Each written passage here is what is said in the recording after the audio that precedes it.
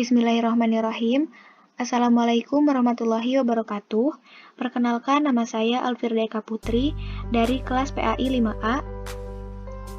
Pada kesempatan kali ini, saya akan menjelaskan mengenai problematika pendidikan agama Islam di era digital. Langsung saja kita bahas.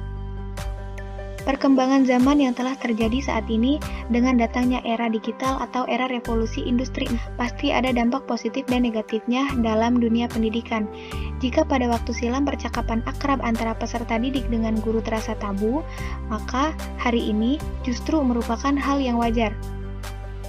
Di samping paradigma atau problem tersebut, ada problem lainnya yang dihadapi oleh pendidikan agama Islam tidak tunggal dan parsial. Ada sejumlah problem atau masalah yang masih membelit yang saling terkait satu sama lain. Misalnya, kurangnya peningkatan kualitas sumber daya manusia dalam diri pendidik, metode pembelajaran yang klasikal, kurangnya update perkembangan teknologi, dan lain seterusnya. Meski tetap memiliki wilayah yang jelas secara geografis, namun batas-batas tersebut tidak menjadi tirai penghalang untuk berinteraksi, berkomunikasi, dan berbagi informasi secara terbuka oleh pengguna digital. Sehingga, dengan merancang dan menerapkannya secara tepat, pendidikan agama Islam mampu tampil dengan segala keunggulan sumber daya yang dimilikinya. Dengan kata lain, pendidikan agama Islam ditantang untuk dapat menghasilkan lulusan yang memiliki keunggulan atau kompetensi, knowledge, skill, dan personality. Yang selanjutnya ada kerangka teori. Yang pertama, masalah mendasar dunia pendidikan di Indonesia adalah rendahnya mutu pendidikan. Hal ini ditunjukkan dengan masih tingginya ketimpangan mutu pendidikan antar daerah. Indikator pembangun pendidikan pada tingkat provinsi menunjukkan dua kecenderungan, yakni ada dalam kategori di atas standar nasional dan ada di bawah standar nasional. Indikator mutu pendidikan dapat dilihat dari angka partisipasi, angka putus sekolah, angka mengulang kelas, rasio guru-murid, guru dan sekolah, tingkat kelayakan guru, dan kondisi sarana prasarana sekolah. Yang kedua, ketimpangan mutu pendidikan ini bersifat multidimensional. Berdasarkan fenomena yang terus berkembang saat ini, minimal ada 3 sebab pokok, yaitu yang pertama ada pendidikan mengalami proses pereduksian makna, bahkan terdegrasi hanya kegiatan menghafal dan keterampilan mengerjakan soal ujian atau UN. Kedua, pendidikan terjerumus ke dalam proses komersialisasi di mana pendidikan telah berubah menjadi komoditi yang diperjualbelikan atau diperdagangkan dan dikelola, seperti dunia industri yang cenderung berorientasi pada keuntungan.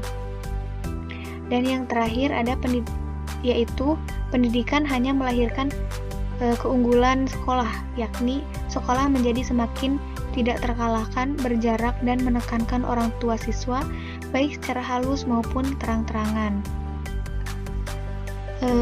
Ada juga pendidikan agama Islam dalam eksistensinya sebagai komponen pembangun bangsa, khususnya di Indonesia, memainkan peran yang sangat besar dan ini berlangsung sejak jauh sebelum kemerdekaan bangsa Indonesia.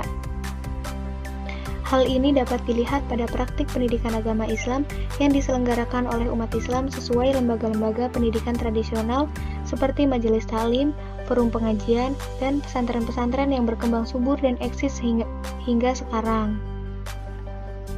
Yang selanjutnya ada problematika internal dan eksternal.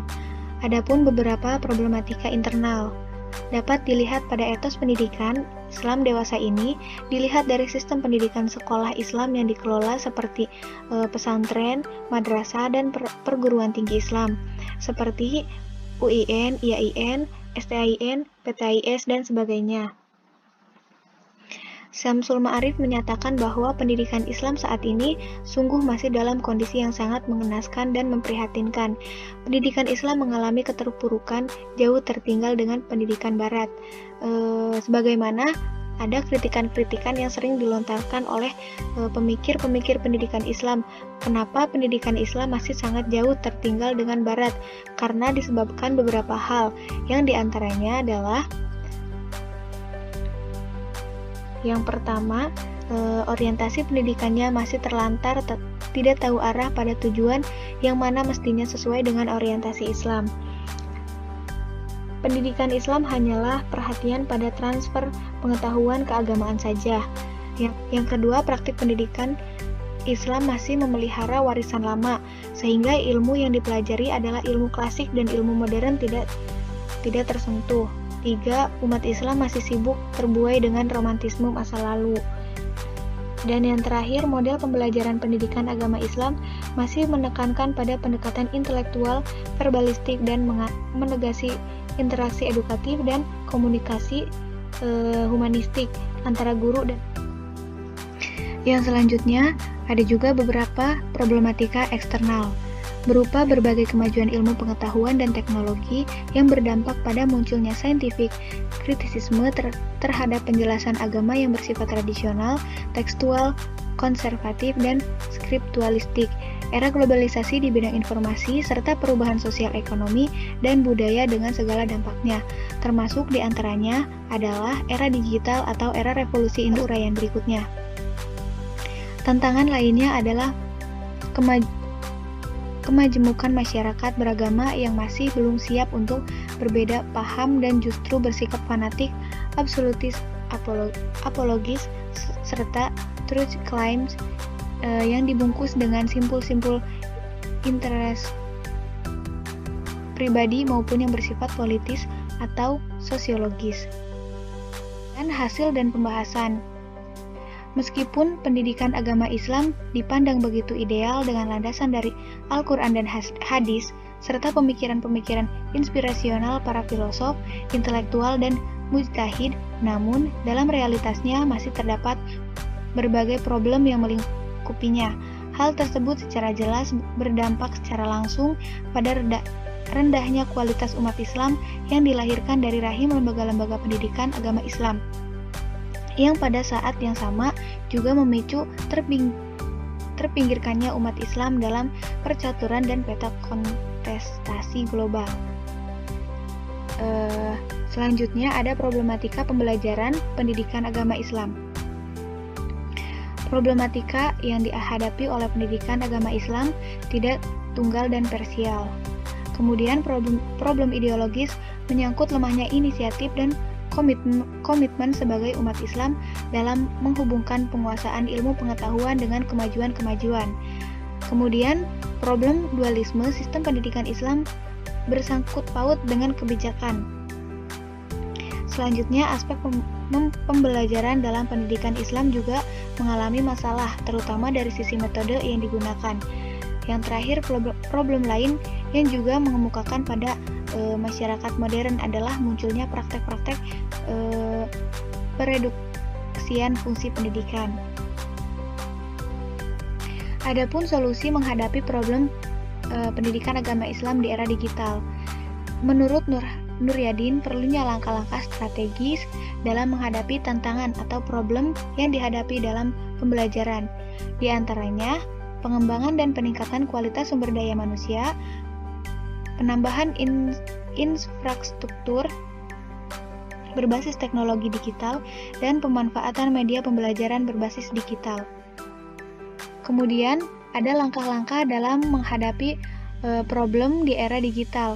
Yang pertama, peningkatan kualitas sumber daya manusia merupakan keharusan bagi pendidik agama Islam dalam mengurangi era digital. Yang kedua, pembenahan infrastruktur berbasis teknologi digital menjadi suatu keniscayaan dalam meningkatkan kualitas pendidikan serta berbagai respons terhadap globalisasi. Yang ketiga, pemanfaatan media pembelajaran berbasis digital. Dan yang terakhir, implementasi metode pembelajaran partisipatoris. Jadi, disinilah pentingnya menerapkan dan membiasakan metode yang mampu mengaktualisasikan potensi peserta didik. Metode partisipatoris dengan demikian menjadi solusi dalam menjawab kebutuhan partisipasi peserta didik di era global sekarang.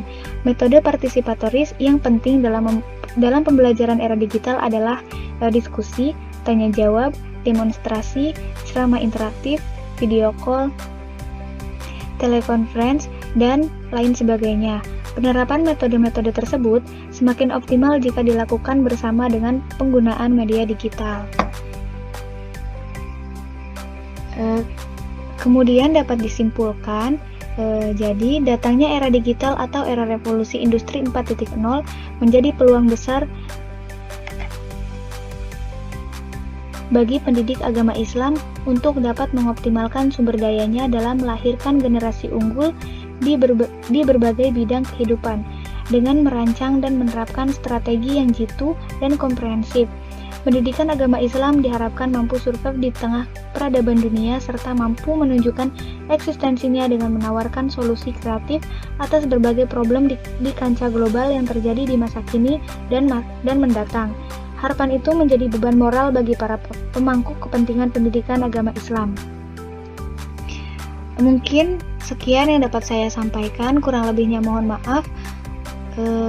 Wabillahi taufiq wal hidayah. Wassalamualaikum warahmatullahi wabarakatuh.